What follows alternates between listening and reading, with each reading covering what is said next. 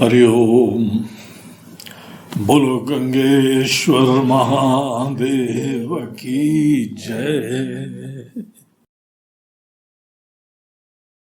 आज हम लोग शिव महिमा स्तोत्र का 7वां श्लोक देखने जा रहे हैं। आइए पहले इसका पाठ करते हैं, फिर इसका अर्थ देखेंगे।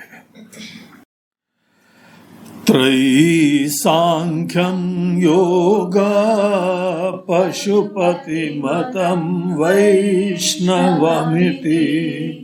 प्रभिन्ने प्रस्थाने परमिदमदः पथ्यमिति च रुचीनां वैचित्र्याद् ऋजुकुटिलनाना पथजुषां नृणामेको गम्य त्वमसि पयसामर्णव इव। पिछले श्लोक में हम लोगों ने देखा था कि कैसे पुष्पदंत जी ने अनेकों नास्तिक लोगों के विचार का खंडन करते हुए उनको किनारे करा अपने वैदिक सिद्धांत की स्थापना करने के द्वारा। तो यहाँ पे एक बड़ी अच्छी टीका है इसी के ऊपर, उसमें संगति देते हुए बोलते हैं एवं तावत प्रतिकूल तर्कम परिहृत्य भगवत विमुखात निरस्य सर्वे शास्त्र प्रस्थानानाम भगवती एव तात्पर्यम। तो जो लोग भी नास्तिक थे उन लोगों को किनारे करा। क्या बोल रहे थे कि ईश्वर ही नहीं है। कैसे दुनिया में ईश्वर हो सकते हैं? बनाने के पीछे इच्छा भी होनी चाहिए, शरीर भी होना चाहिए, प्रेरणा भी होनी चाहिए, कारण भी होने चाहिए, तो पूरा संसार होना चाहिए। बनाने वाले के समय संसार विराजमान है। ऐसा तर्क करने वाले लोगों का पूरा यहाँ पे निरस्त करके, उसको किनारे करके वैदिक सिद्धांत बताया कि हे प्रभु, किसी को समझ में आ रहा हो या नहीं आ रहा हो, उसका लेवल क्या है, उसका तर्क क्या है, लेकिन जो हमारे सामने स्पष्ट है, ये दुनिया अवयववान दुनिया, अनेकों पार्ट्स से युक्त दुनिया, हर पार्ट इतना विशिष्ट, इतना अद्भुत, ये अपने आप बन नहीं सकता है। इसको बनाने वाला निश्चित रूप से कोई सर्वज्ञ सर्वशक्तिमान होना चाहिए। यद्यपि मूल रूप से प्रमाण वेद वचन है, लेकिन ये तर्क से भी ये सिद्ध होता है, अनुमान से भी सिद्ध होता है। इसीलिए जब भी दुनिया देखे, कार्य देख के कारण का स्मरण करना सीखना चाहिए। कल हम बता रहे थे कि ईश्वर को चारों तरफ इस तरीके से देखा जाता है। आप भोजन देखिए, भोजन बनाने वाले का स्मरण करिए। दुनिया देखिए, दुनिया बनाने वाला होना ही चाहिए, और ये अलौकिक होना चाहिए। हम लोग लौकिक अनेकों तर्क उनके ऊपर आरोपित नहीं कर सकते। जिस समय जगत ही नहीं था, उस समय ही तो बनाया गया है। ये पूरा जगत एक कार्य है, व्यवस्थित इफेक्ट है, और जहां पर भी कोई व्यवस्थित रूप से कार्य चल रहा है, कारण होना ही चाहिए। तो इस पॉइंट को विशेष रूप से पिछले श्लोक के अंदर दिखाया, और यह भी बताया कि कोई अनीश है जो ईश्वरत्व से रहित है, नहीं ज्ञान है, नहीं शक्ति है। भैया अपना शरीर, अपना घर, अपना धंधा चला लो, यही बहुत बड़ी बात होती है। पूरी दुनिया तुमने तो नहीं बनाई, तो दुनिया तुम चला नहीं रहे हो, यही अनिश्चयता का प्रमाण है। कोई भी अनीश क्या ये पूरी दुनिया बना सकता है? तो इससे क्या हुआ? ईश्वर के अस्तित्व की सिद्धि हुई। एक तरफ से जो है वह हमारे अनेकों अनुभव से, हमारे तर्कों से, श्रुति के प्रमाण से सदैव एक ईश्वर का अस्तित्व जीवन में स्वीकार करना चाहिए। हम लोग के धर्म के प्रारंभिक समस्त संस्कारों के, अनुष्ठानों के, कर्म कांड के, सबका प्रयोजन एक होता है, सबसे पहले ईश्वर के अस्तित्व का मन में दृढ़ निश्चय हो। हर चीज यहां देखो, ईश्वर से कनेक्ट करना सीखो। ईश्वर के द्वारा कनेक्ट कर लोगे तो हमारे जीवन में एक बहुत बड़ा द्वार खुल जाता है। हमारे जीवन में सर्वज्ञ सर्वशक्तिमान का सत्संग मिल जाता है, उनकी सन्निधि मिल जाती है। अगर स्मरण करना है, भजन करना है, सेवा करनी है, तो हम सीधे ईश्वर से जुड़ते हैं। आप दैनंदिन जो भी कर्म करिए, तुदीय वस्तु गोविंद तुभ्यमेव समर्पये। सवेरे सवेरे उठो तो बाकी सब दिन भर अच्छा हो, लेकिन प्रारंभ करो ईश्वर के स्मरण से। ईश्वर ही है सत्ता, सर्वज्ञ सर्वशक्तिमान, करुणा निधान, सर्वगुण संपन्न और आपके स्वामी।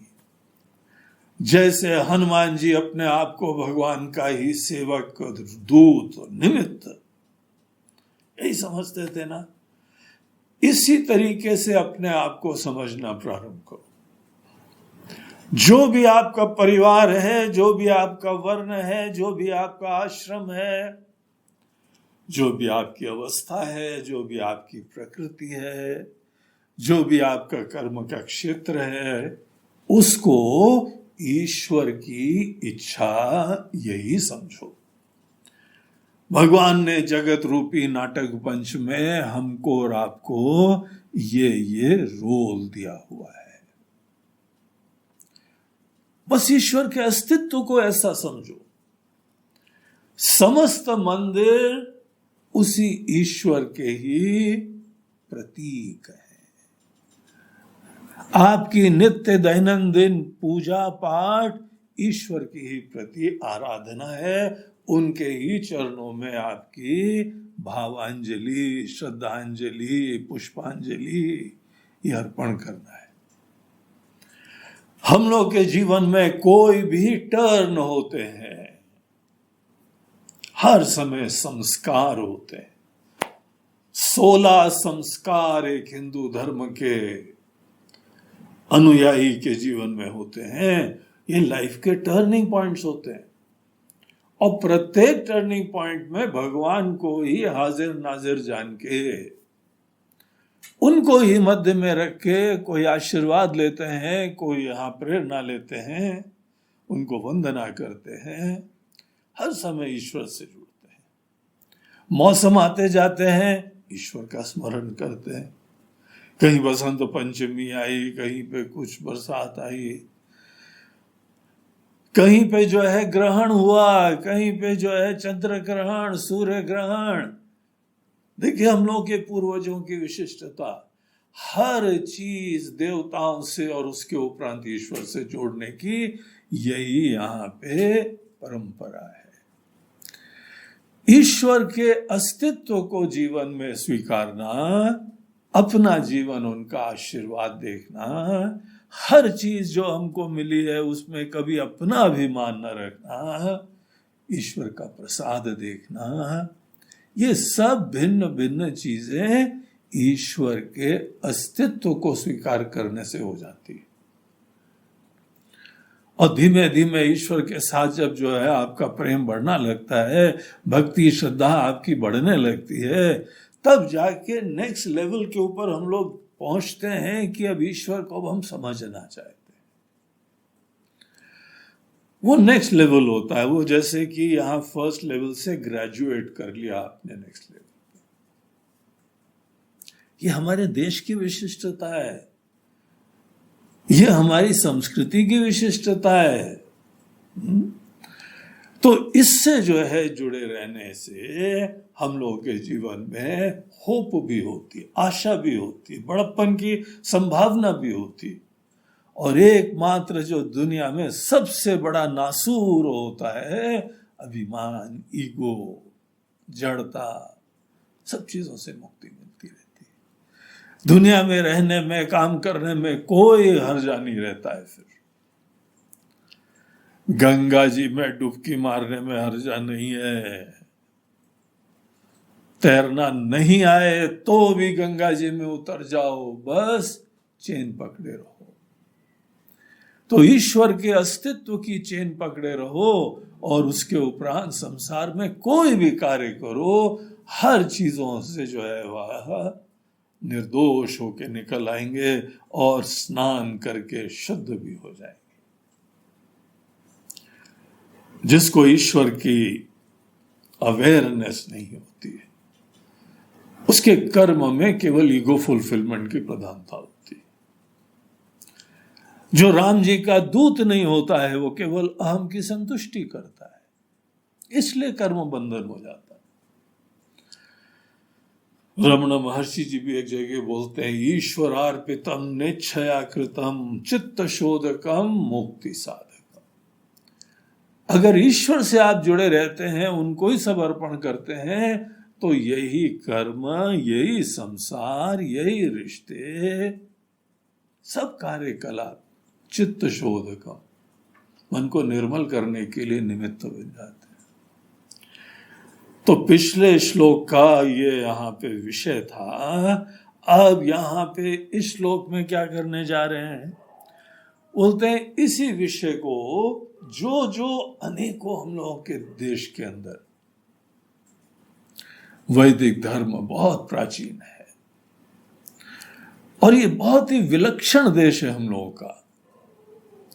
अनलाइक दूसरे देश है, दूसरे दुनिया के धर्म है, ऑर्गेनाइज्ड रिलीजन है, सेमेटिक रिलीजन्स कहा जाता है इनको।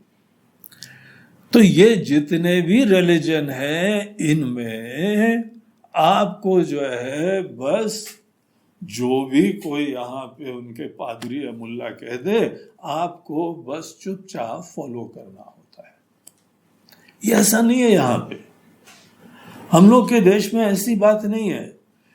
यहाँ पे एक बहुत सुंदर जीवन दर्शन है, एक ज्ञान है, लेकिन सबको पूरा मौका है, तुम समझो और जो समझे हो समझ के अनुसार तुम चलो, अपनी समझ से सच्चे रहो। जितनी तुम्हारी समझ है, बच्चे की अलग समझ है, जवान व्यक्ति की समझ अलग होगी। एक खूब दुनिया जिसने देखी है, परिपक्व हो गया, उसकी समझ अलग होगी। एक बहुत ही बड़े दार्शनिक हैं, उनकी समझ अलग होगी। जैसी समझ है, तुम्हारी समझ जो है वह जैसी होती है शास्त्र के अनुरूप, तुम जितना भी शास्त्र को समझो, जितना भी सत्संग में तुम्हारे घर वालों से, बड़े बुजुर्गों से जो समझे हो, बस वो ही स्टार्टिंग पॉइंट होना चाहिए। और खूब अच्छी तरीके से मेहनत करो, ये शास्त्र के प्रति श्रद्धा रखना, बस ये इंपॉर्टेंट है। वेद में जो कहा है वो सत्य है, कल्याणकारी है। जो लोग भी इतना मानते हैं, उनके बारे में यहां बात कही जा रही है। वेदों को मानने वाले लोग, देखिए योग कर रहे हैं, वो भी वेद को मान रहे हैं। कहीं सांख्य दर्शन है, वो भी वेद को मान रहे हैं। कहीं पे शैव संप्रदाय है, कहीं वैष्णव संप्रदाय है, वो लोग भी जो है वेदों को मान रहे हैं। लेकिन ऊपर से जो है बहुत ही भिन्नता है। आप साउथ में चले जाइए, किसी किसी क्षेत्र में इतने अद्भुत शिव जी के मंदिर हैं, देख के चकाचौंध रह जाते। धन्य है वो राजा लोग, धन्य है वहां की स्टेट, धन्य है वहां के कलाकार।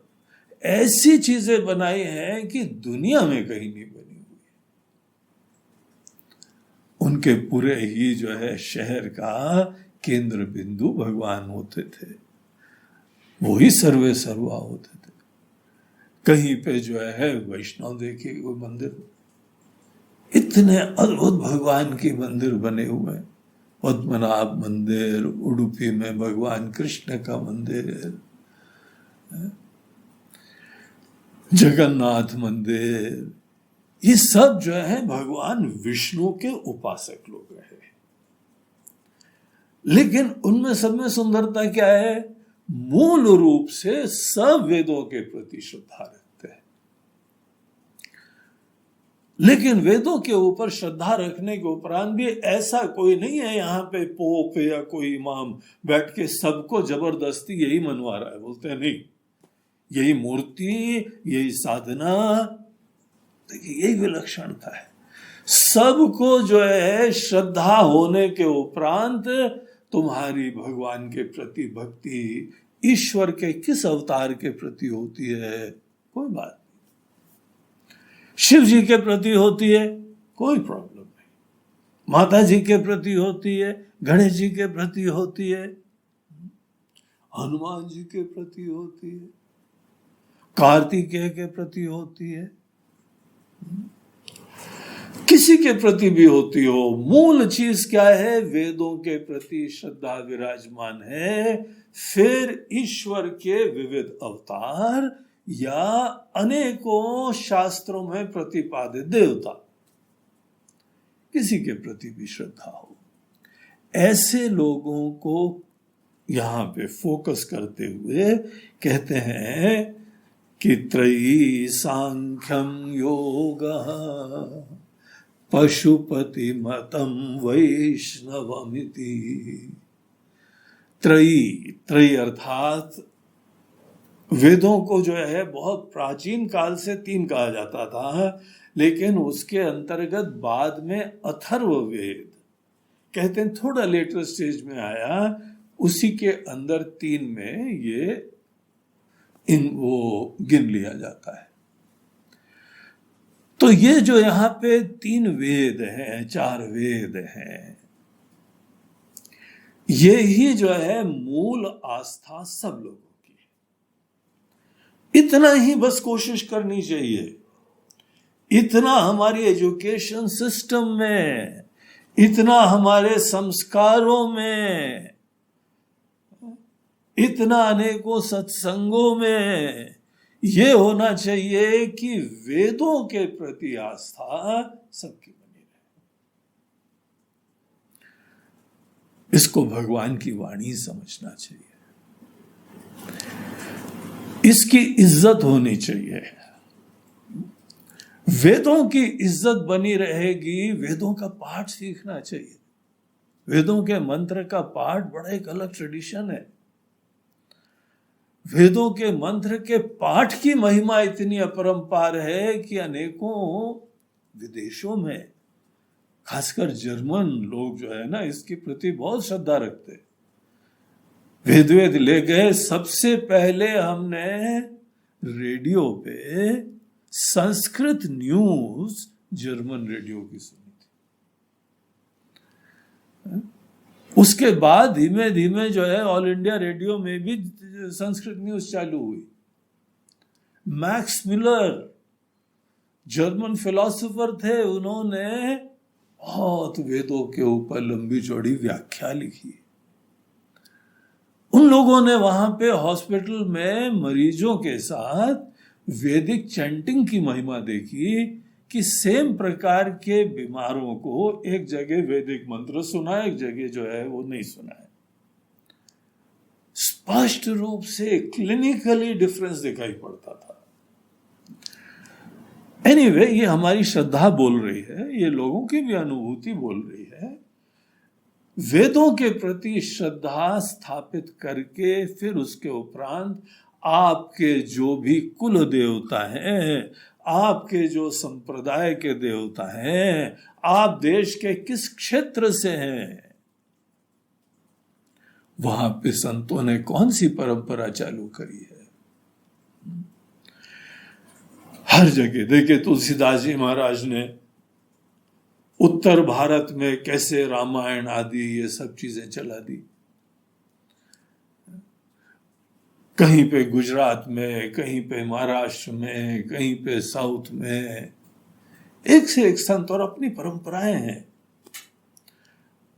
हम कुछ समय जलगांव में रहे, वहां पे देखते थे महाराष्ट्र में वारकरी संप्रदाय, भगवान विष्णु के, भगवान कृष्ण का जो है वो अवतार विठ्ठल, उनकी पूजा उपासना का क्या अद्भुत परंपराएं बनी हुई है। बंबई आदि में देखिए गणेश जी की पूजा। इस बार पहली बार कोरोना के चक्कर में बंबई वाले और पूना वाले बड़े दुखी हो रहे हैं। इतना भव्य आयोजन करते हैं कि लोग वहां पे पूरी दुनिया से देखने आ जाते हैं। क्या श्रद्धा है। तो किसी रूप में, और गणेश अथर्व शीर्ष आदि मंत्र देखो पूरे वैदिक। आप ऐसे मंत्रों से पूजा पाठ करिए तो वेदों से जुड़ गए। तो ये यहां पे प्रारंभ में बोलते हैं त्रयी, 3 वेदों से बस जुड़े जो जो लोग हैं, हम उनकी बात कर रहे हैं। आप अपने संतों की वाणी देख लो, वेदों की प्रतिष्ठा सब करते हैं। संत ज्ञानेश्वर जी महाराज ने तो गीता के ऊपर टीका लिखी है। रामदास जी ने रामायण के ऊपर चर्चा करी हुई है।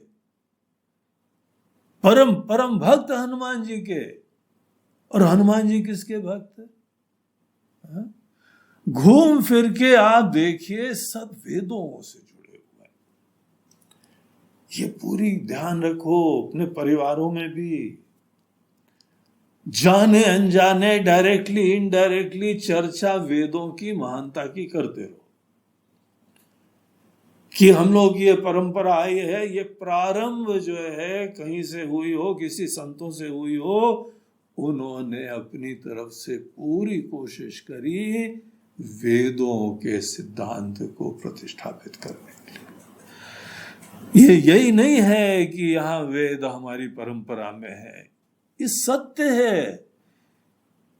इस दुनिया में 10-20 हजार साल पूर्व ये उपनिषद के मंत्र दिए थे। किसने दिए होंगे? कौन से एजुकेशन सिस्टम, कौन सी यूनिवर्सिटी, कौन से यहाँ पे अनेकों जो है शिक्षा के संस्थान थे? ईश्वर के द्वारा प्रदत्त है। जहां पर वेदों की महिमा आप स्थापित करें, आप पूरे देश को इकट्ठा कर लें। एक तरफ से सब लोग वेदों से जुड़ जाएं और आप वेदों की महिमा सदैव स्थापित करिए। तुम राम जी को भजन कर रहे हो, जय राम जी की। तुम कृष्ण जी का भजन कर रहे हो, जय श्री कृष्ण।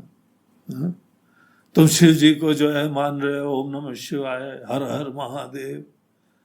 अब भले राम जी हो जाए, कृष्ण जी हो जाए, शिव जी हो जाए, सब मूल रूप से वेद से जुड़े। देश की एकता, हमारी सांस्कृतिक एकता केवल सबको वेदों से जोड़ने से होती है। और उसके उपरांत आप जितने भी भिन्न भिन्न संप्रदाय हैं, इसको इस नजरों से देखें जिसको यहाँ पे पुष्पदंत जी शिव महिम्न स्तोत्र के इस 7वें श्लोक में बता रहे हैं। बहुत सुंदर श्लोक है, आजकल के लिए भी बड़ा सामूहिक है। क्या बोल रहे हैं कि त्रयी सांख्यम योग पशुपतिमतम वैष्णवमिति। ये तो जैसे बता रहे हैं आजकल का चारों तरफ का सीन। तो सांख्य, सांख्य दर्शन जो है वह यहां पे हमारे मनीषियों ने दिया। कितने प्रसिद्ध विद्वान थे जिन्होंने सांख्य दर्शन दिया, पूरा लॉजिकल मैथमेटिकल रूप में। पूरी दुनिया की उत्पत्ति का रहस्य सांख्य योग ने बताया है। सांख्य दर्शन थोड़ा सा यूनिक है, डिफरेंट है। वो प्रारंभिक सिद्धांतों को बताने के लिए गीता ने भी सांख्य शब्द को लिया है। यद्यपि सांख्य शब्द को लेके प्रतिपादित वेदांत दर्शन करा है, लेकिन इनको भी प्रणाम करते हैं। योग आजकल तो दुनिया भर में व्याप्त हो गया है। इंटरनेशनल योग डे अभी जून में गया था ना,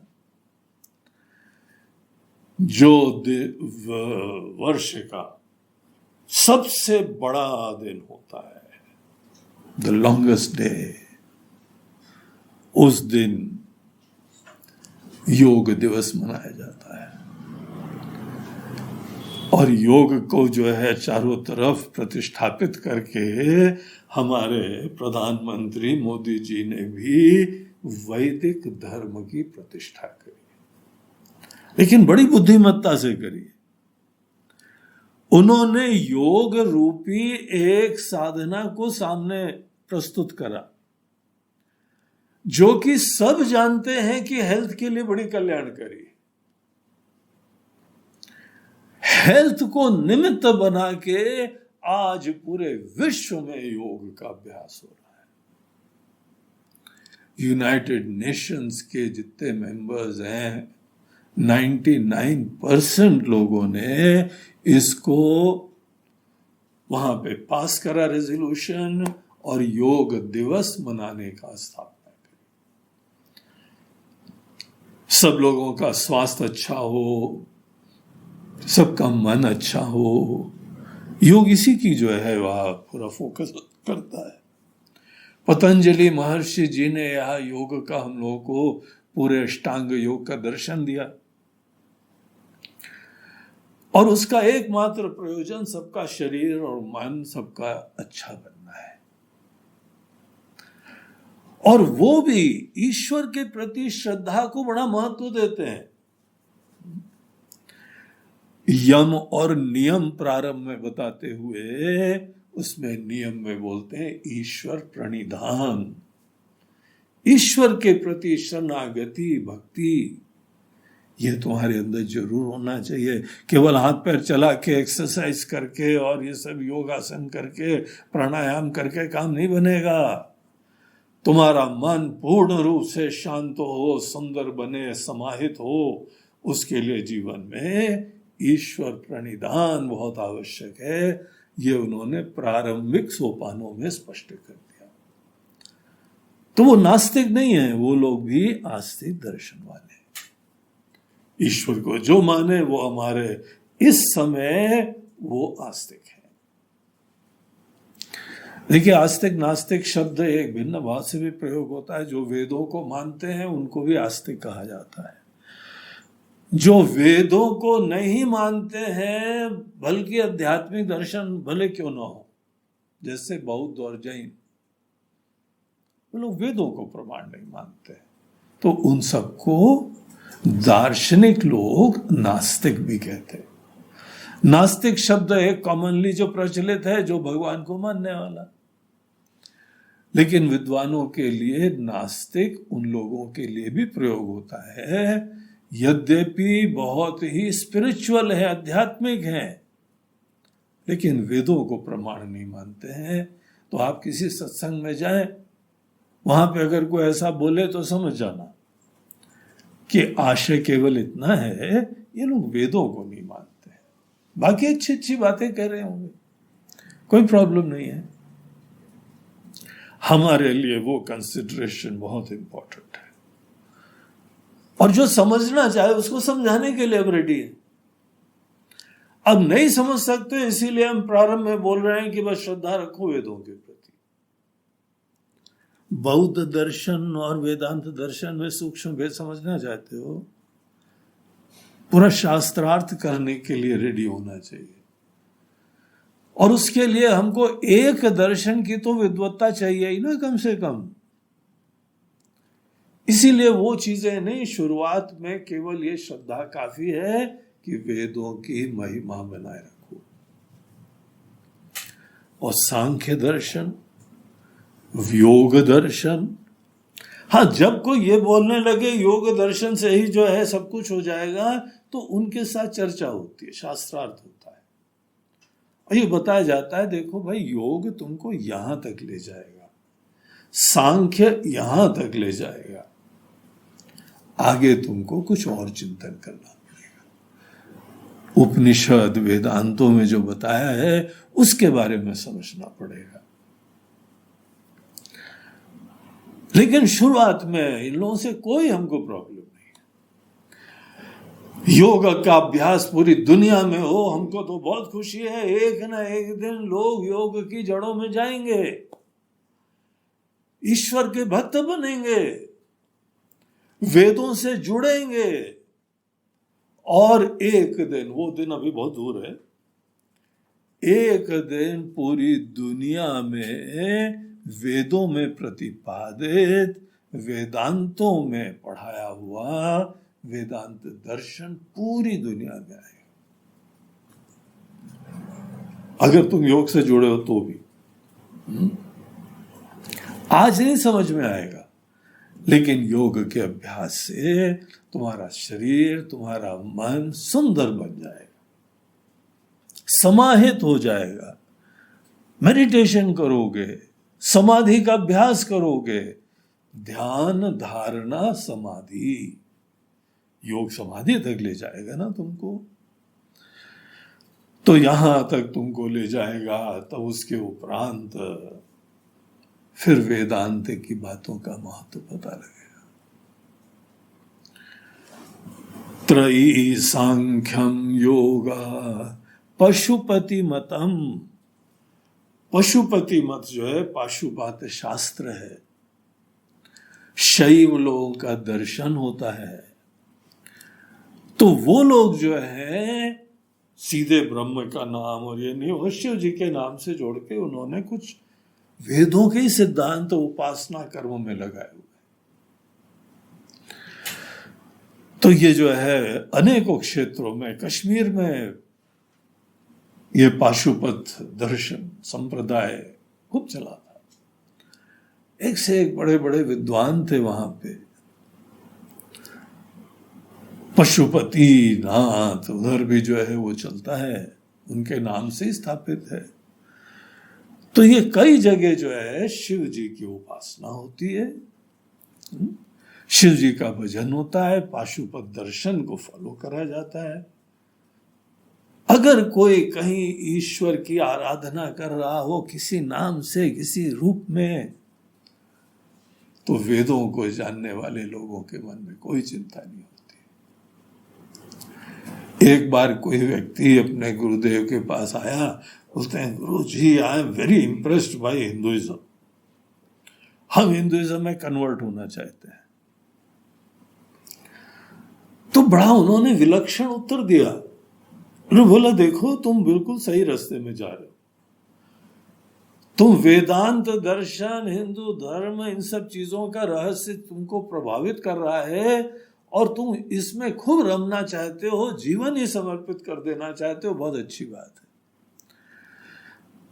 लेकिन हम अभी ये चाहेंगे तुम्हारी वेदों के प्रति श्रद्धा बनी रहे, और सत्संग करते रहो, और अभी कन्वर्ट मत करो। कोई कन्वर्जन की जरूरत नहीं तुमको। तुम पता क्या करो, वेदों के सिद्धांत अपने जो भी संप्रदाय में है ना, वहां अप्लाई करना चालू करो। मूल रूप से वेदों के सिद्धांत तुम्हारी उपासना में, तुम्हारे कर्म में, तुम्हारी आराधना में लगे। तुम अच्छे ईश्वर के भक्त बनो, अच्छे इंसान बनो, चित्त तुम्हारा निर्मल हो, उपासना से तुम्हारे मन के अंदर नैश्चल्य प्राप्त हो, विक्षेप का अभाव हो, ये सब तुम कहीं पर भी खड़े हो ना, अपने अंदर दृष्टि के परिवर्तन से ये सब कर सकते हो। हम लोग तो कोई भी धर्म में जो धर्मांतरण करते रहते हैं ना, कन्वर्जन करने वाले, इसको आध्यात्मिक दृष्टिकोण से उचित हम नहीं देखते हैं। ये लोग गलत काम करते हैं। जो भी धर्मांतरण करने वाले हैं उनके पीछे आप जरा झांक के देखना, वो लोग केवल किसी पॉलिटिकल राजनीति एजेंडा से प्रेरित होते हैं,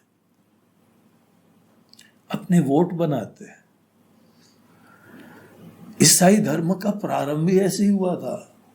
एक राजा अपने राज्य को अच्छी तरीके से अपनी पकड़ बनाए रखने के लिए उन्होंने जो है ये प्रारंभ करा था।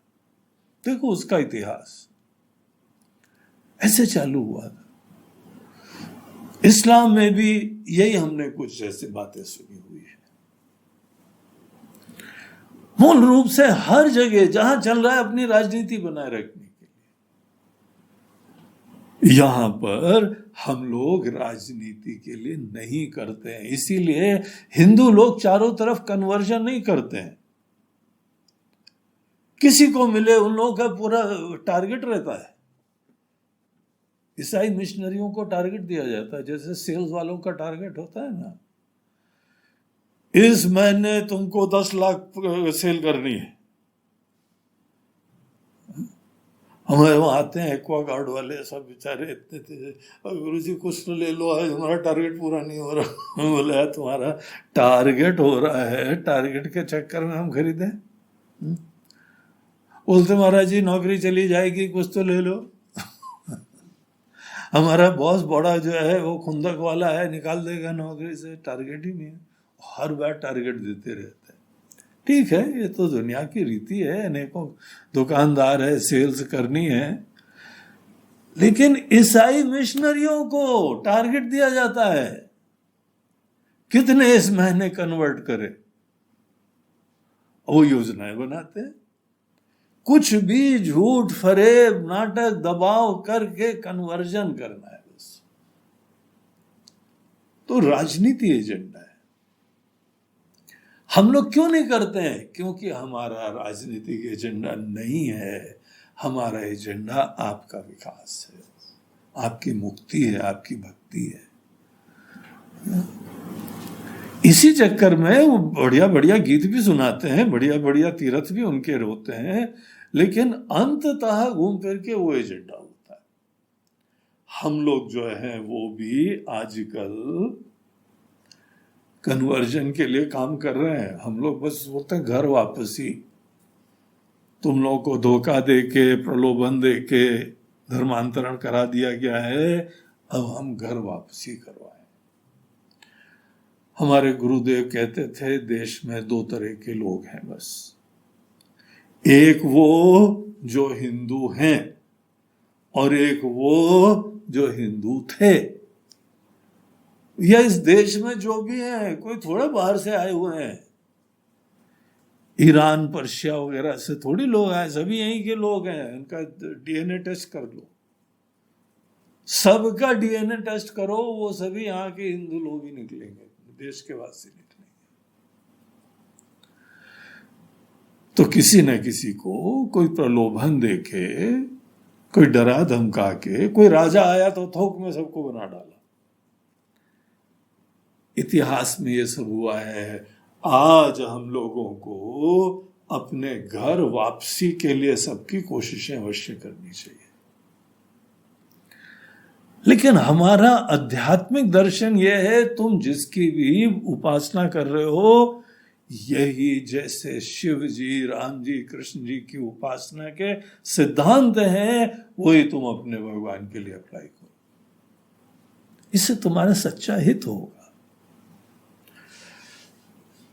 तो कहीं पर शैव दर्शन है, कहीं वैष्णवमिति, वैष्णव मंदिर है। इतने जो है यहाँ पे बढ़िया बढ़िया वैष्णव मंदिर हैं, संप्रदाय हैं। भगवान कृष्ण की विशेष रूप से पूजा उपासना होती। गुजरात में देखो, राजस्थान में देखो, वृंदावन में देखो, दक्षिण में देखो, सभी भगवान विष्णु के, भगवान कृष्ण के भक्त। हरे राम हरे कृष्ण संप्रदाय है, चैतन्य महाप्रभु के द्वारा चला हुआ। तो ये लोग वैष्णव शब्द के अंतर्गत सब बैठे जाते हैं। आज अपना संप्रदाय बनाए रखने के लिए दूसरे से अपने आप को पृथक भी बताते हैं। दूसरों का हो सकता है कि खंडन भी करते होंगे, कोई बात नहीं, ये तो शुरुआत में सब चलता है।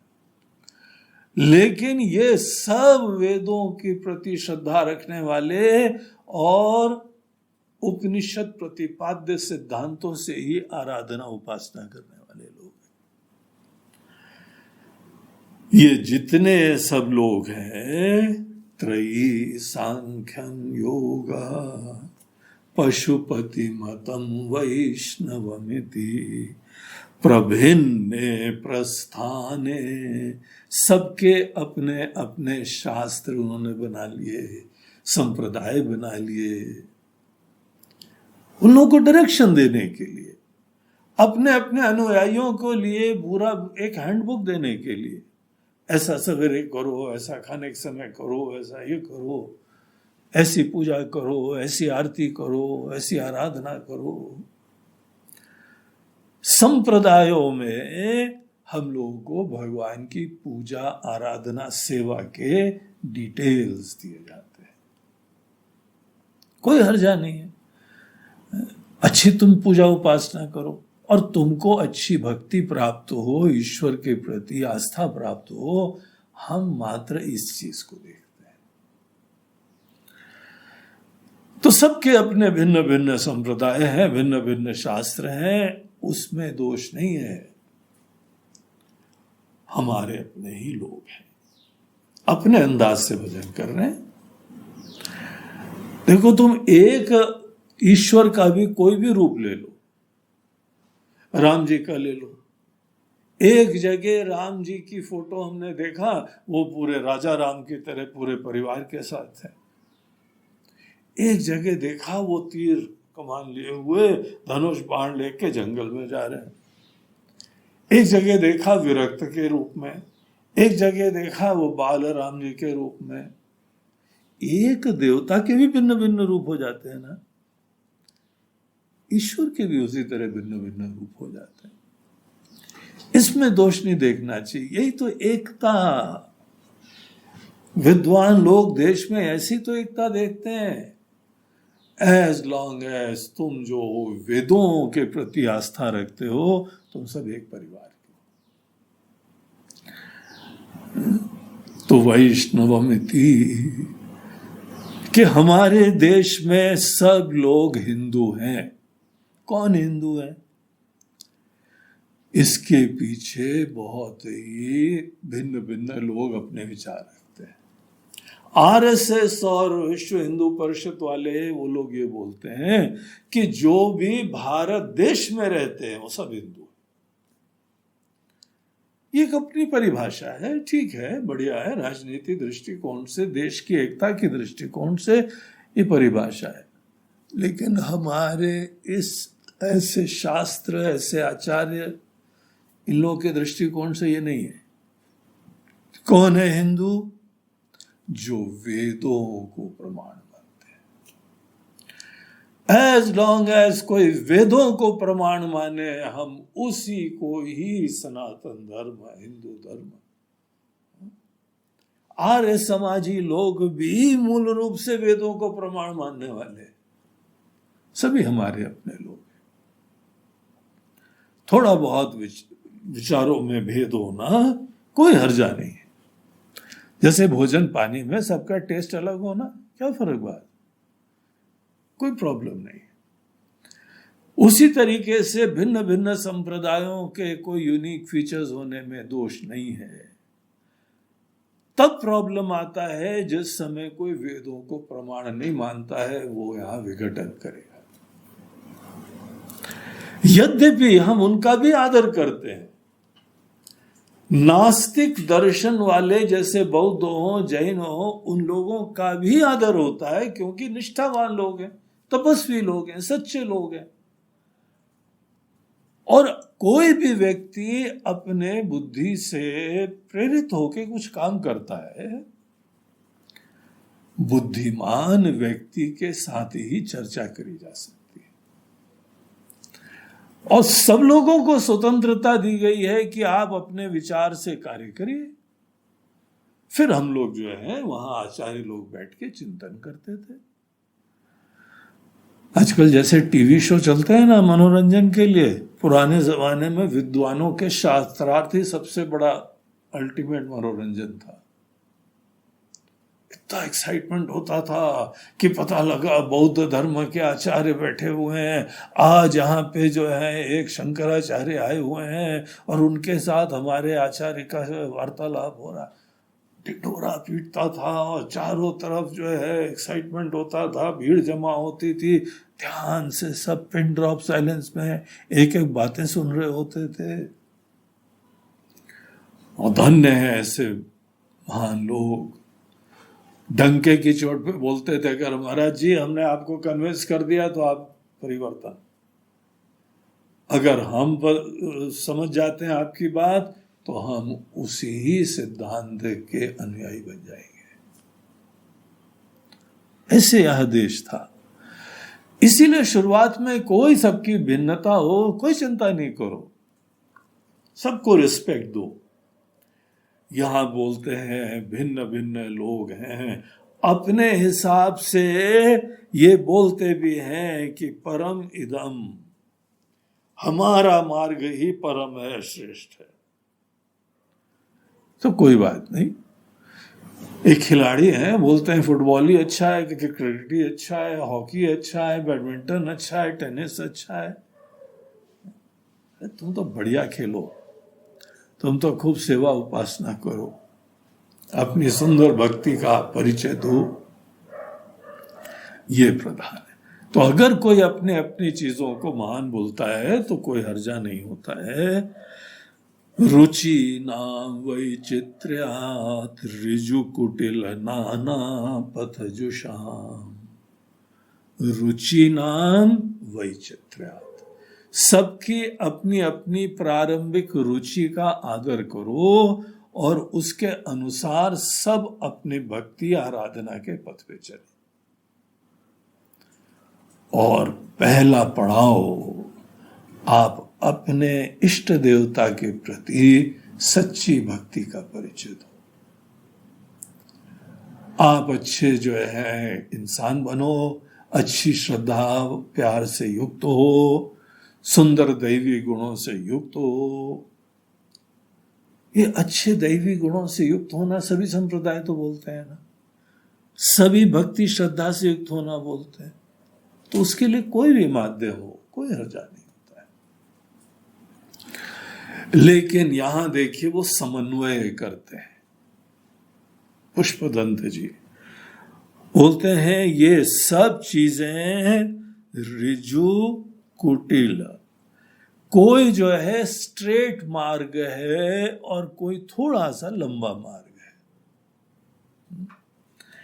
है। एक साधनाएं जो कि आदमी को मन को शुद्ध करने के लिए होती है और एक साधनाएं शुद्ध मन को जगाने के लिए होती है। गीता के अंदर इसको भिन्न तरीके से भगवान कृष्ण ने कहा, लोकेस्मिन् द्विधा निष्ठा पुरा प्रोक्ता मया नघ, ज्ञान योगेन सांख्यानाम कर्म योगेन योगिनाम। तो मोटे तौर से दो मार्ग हैं अर्जुन। एक वो है जो तुम्हारा मन और सुंदर निर्मल प्यार से युक्त, गुणों से युक्त, समत्व से युक्त, बल से युक्त, ऐसा बनना यही योगी बनना होता है। और योगी बनने के उपरांत हर व्यक्ति को आगे चल के अपने ही हृदय में और सबके हृदय में एक परमात्मा का साक्षात्कार करना होता है। तो एक को बोला योग, दूसरे को बोला ब्रह्म विद्या। ब्रह्म विद्या सबको एक दिन प्राप्त करनी होती है, परमात्मा में जगना होता है, लेकिन शुरुआत में मन को पवित्र करना होता है। तो स्ट्रेट मार्ग होता है, जो जगने को तैयार हो गया है उसको गुरु जो है ज्ञान देते हैं और अपने अंदर जगा देते हैं। और जो आज वो ज्ञान लेने के लिए अभी रेडी नहीं है, उसको योग अभ्यास, भक्ति, उपासना, धर्म का काम, ये सब करना चाहिए। इसके द्वारा वो आदमी पात्र बनता है। इसे बोलते हैं ऋजु कुटिल, एक स्ट्रेट और एक इनडायरेक्ट, घुमा के। एक जो है नाक को सीधी पकड़ते हैं, एक को घुमा के नाक पकड़ते हैं। तो कुछ यहां संप्रदाय हैं जो कि ऋजु हैं, स्ट्रेट फॉरवर्ड, सीधे ज्ञान देते हैं, और कोई है अभी हमको तैयार कर रहे हैं, उसके बाद फिर टाइम आएगा। आजकल एक हम जो है ना सबकी टी शर्ट में बढ़िया एक लेबल देखते हैं लिखा हुआ, अपना भी टाइम आएगा। ये टी शर्ट काफी कॉमन हो गई है, अपना टाइम आएगा। बोलते हैं आज जो भी कुटिल मार्ग से जा रहे हैं ना, उन सबको यही समझना चाहिए। आज भगवान का भजन, योग, अभ्यास, यही सब चीजें कर रहे हो ना, अपना भी टाइम आएगा। अभी टाइम आएगा, थोड़ा सा रुको। पहले सुंदर मन मुकुर सुधारी, मन रूपी शीशे को साफ करो और गहराई से आत्मा क्या है, तुम क्या हो, ये समझने के लिए रेडी हो। वो जो है रिजु, स्ट्रेट फॉरवर्ड मार्ग, एक न एक दिन करना है वो, ये समझ लो। आज जितना भजन कर लो, योग कर लो, बाकी काम कर लो, ड्यूटी कर लो, परिवार की सेवा, समाज की सेवा, देश की सेवा, ये सब धर्म के अंदर आता है। एक दिन ये कर करा के फिर आत्मा का ज्ञान, ब्रह्म का ज्ञान हर वैदिक धर्म के अनुयायी व्यक्ति को प्राप्त होना होता है। और सबको जो है पूर्णता, सब यहाँ पे अमर हो, अमृत स्वरूप हो, अविनाशी हो जाए, अनंत हो जाए। मनुष्य भले यहाँ पे जन्मवान होके पैदा होता है, वही मनुष्य का जीवन धन्य है जो कि अपने आप को अमृत स्वरूप एक दिन जान जाए। तो यही वैदिक धर्म है। नृणामे को गम्य, ये सब भिन्न भिन्न मार्ग से जा तो वहीं रहे, तो थोड़ा धीरज रखो। एक को ही प्राप्त होना होता है, प्रोवाइडेड वेदों पे श्रद्धा है। वेदों पे श्रद्धा ये ही कॉमन डिनोमिनेटर है। साउथ जाओ, नॉर्थ जाओ, ईस्ट जाओ या वेस्ट जाओ, या अभी तो विदेश भी जाओ, कहीं पर भी हिंदू लोग हों, अगर वेदों के प्रति आस्था विराजमान है, वो सब लोग एक न एक दिन उसी एक दिव्य सत्ता को प्राप्त होंगे। जैसे यहां पर एक दृष्टांत देते हैं, पयसाम अर्णव इव, जैसे नदियां समुद्र में ही जाती हैं, वैसे कोई भी आप साधना करिए। आज तो आपको यही उपदेश दिया जाएगा, खूब अच्छी तरह से करो, दिलो जान से करो, जो तुम्हारे संप्रदाय में है वो सब अच्छी तरह करो। हम किसी का खंडन यहाँ करने का इंटरेस्ट ही नहीं रखते, क्योंकि हम कोई नया उपासना की पद्धति नहीं देने आए हैं। हम तो कहते हैं तुम अपने संप्रदाय से युक्त हो, श्रद्धा भक्ति हो, चित्त समाहित हो, अच्छे इंसान बनो, बुद्धिमान इंसान बनो। और जब तुम अच्छे बुद्धिमान इंसान हो जाओगे, तब दूसरा पड़ाव चालू होगा। तो इसीलिए सब लोग वहीं जा रहे हैं, एक ही नृणाम एको गम्यः, सब एक ही के प्रति प्रवृत्त हो रहे हैं। कितनी सुंदर दृष्टि है। इस श्लोक के ऊपर विद्वान लोग इतना बढ़िया गंभीर चिंतन करते हैं। यहां पे तो आप समझ लो हमने आपको ट्रेलर दिया है। अगर ये श्लोक के ऊपर गहराई से आप जानना चाहो ना, तो आपको रेफरेंस के लिए हम एक सजेशन दे दें। एक मधुसूदन सरस्वती जी हुए, बहुत बड़े विद्वान थे। उन्होंने शिव महिमना स्तोत्र पे टीका लिखी, संस्कृत में है, बहुत पुराने विद्वान थे, काशी में रहते थे। उन्होंने इस श्लोक के ऊपर जो टीका लिखी है, आप वो टीका अगर पढ़ लो ना, तो आपको पूरा ओवरव्यू डिटेल में मिल जाएगा।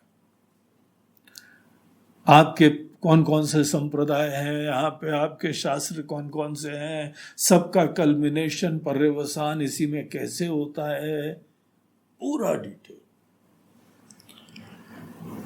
तो वो चीज जो है आप देखिए, मौका मिल जाए तो बड़ी सुंदर बात है। समझ जाओ तो बहुत अच्छी बात है। उसमें संस्कृत में है, हिंदी की टीकाएं भी अवेलेबल है, उसी के ऊपर टीका का भी अनुवाद